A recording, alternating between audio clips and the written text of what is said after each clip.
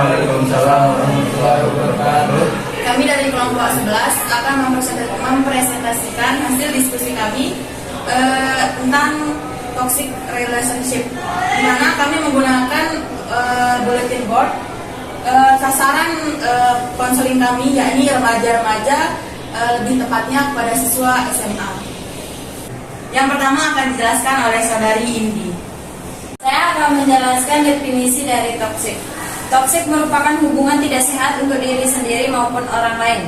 Adapun ciri dari toksik antara lain adanya rasa tidak aman, rasa kecemburuan, keegoisan, ketidakjujuran, sikap merendahkan hingga memberi komentar buruk. Hubungan sehat secara resiprokal adalah saling mencintai, menyayangi, mendukung, menguatkan hingga saling berbagi emosi. Selanjutnya yakni penyebab dari toxic relationship yang akan dijelaskan oleh saudara Zan. Ya, baik, di sini saya akan menerangkan apa penyebab dari toxic relationship ini. Ya, penyebab pada toxic relationship ini yang pertama, pola yang mana berkaitan dengan munculnya keretakan dalam hubungan. Nah, poin yang pertama itu daripada pola penyebab toxic relationship itu, yang pertama ada pola secure attachment, yang dimana pola ini menginginkan pasangannya untuk selalu ada di sisinya, seperti dia memberikan perhatian ataupun selalu memberikan kasih sayang kepada orang-orang terdekatnya. Yang kedua, ada pun pola cemas ambivert, yang dimana pola cemas ambivert ini cenderung memiliki perasaan yang negatif kepada pasangannya, seperti dia merasa tidak selalu ada saat dibutuhkan ataupun selalu menghindar dan lain sebagainya kepada pasangannya. Adapun penyebab yang ketiga itu pola cemas menghindar, yang dimana pola cemas menghindar dari toxic relationship ini ialah pola yang cenderung tidak mempunyai keberanian ataupun kepercayaan diri dalam mengungkap sesuatu yang mengakibatkan tidak ada respon atau penolakan ketika sedang mencari kasih sayangnya tersebut. Selanjutnya yakni dampak dari toxic relationship yang akan dijelaskan oleh saudari Atin. Ya, di sini saya akan menjelaskan tentang dampak toxic relationship. Toxic relationship akan menghasilkan sesuatu bentuk stres yang mempengaruhi kesehatan jiwa.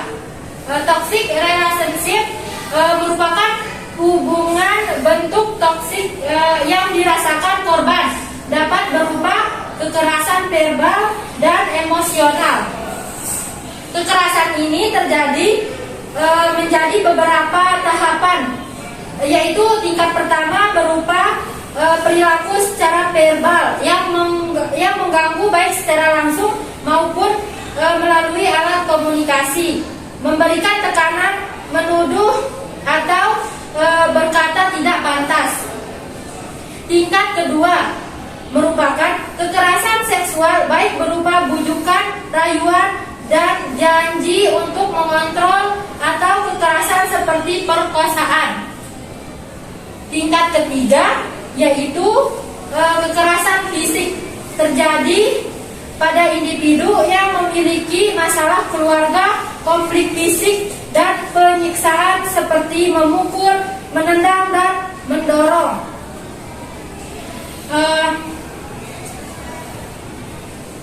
Relationship juga ditandai dengan adanya tidak kekerasan secara verbal hingga non-verbal. Kekerasan secara verbal ditengarai memiliki bahaya tinggi daripada kekerasan fisik.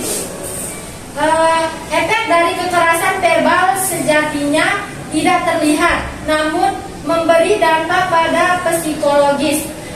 Nah, dalam toxic relationship berkaitan dengan komunikasi secara verbal, hubungan yang didominasi oleh komunikasi satu arah juga merupakan sebagai salah satu tandanya.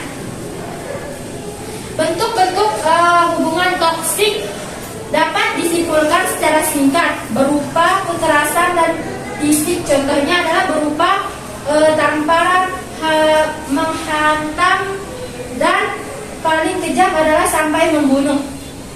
Dan juga dampak besar dari toxic relationship ini adalah stres. Yang pertama, stres yang mempengaruhi kesehatan atau psikologis. Yang kedua, terjadinya kekerasan terhadap korban berupa kekerasan verbal dan emosional.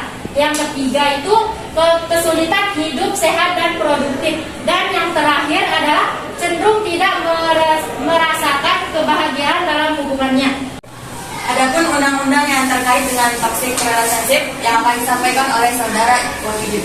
Undang-undang toxic relationship yaitu ada 3. Yang pertama itu pasal 17 Undang-Undang Nomor 23 Tahun 2003 tentang Perlindungan Anak. Yang kedua pasal 17 Undang-Undang Nomor 39 Tahun 1999 tentang HAM. Yang ketiga pasal 7 Undang-Undang Nomor 13 Tahun 2006 mengenai perlindungan saksi dan korban. Baik, adapun kesimpulan dari presentasi kita pada kali ini, yakni toxic relationship merupakan hubungan beracun atau tidak sehat yang merugikan diri sendiri maupun orang lain. Adapun penyebabnya yakni ada 3. Yang pertama pola secure attachment, yang kedua pola cemas ambivalent, dan ketiga pola cemas menghindar. Adapun dampaknya yakni ada 4. Secara garis besar dampaknya ada 4. Yang pertama stres yang mempengaruhi kesehatan atau psikologis. Yang kedua terjadinya kekerasan terhadap korban berupa kekerasan verbal dan emosional. Selanjutnya kecenderungan tidak merasakan kebahagiaan dalam sebuah hubungannya. Selanjutnya kesulitan hidup sehat dan produktif. Selanjutnya di mana toxic relationship ini ada undang-undang yang terkait di dalamnya. Yang pertama ada Undang-Undang Pasal 17 Nomor 23 Tahun 2003 tentang Perlindungan Anak. Yang selanjutnya Pasal 17 Undang-Undang Nomor 39 Tahun 1999 tentang Hak Asasi Manusia. Yang selanjutnya Pasal 7 Undang-Undang 8 Nomor 13 Tahun 2006 mengenai perlindungan saksi dan korban. Sekian dari kelompok kami, kurang lebihnya mohon maaf. Wassalamualaikum warahmatullahi wabarakatuh.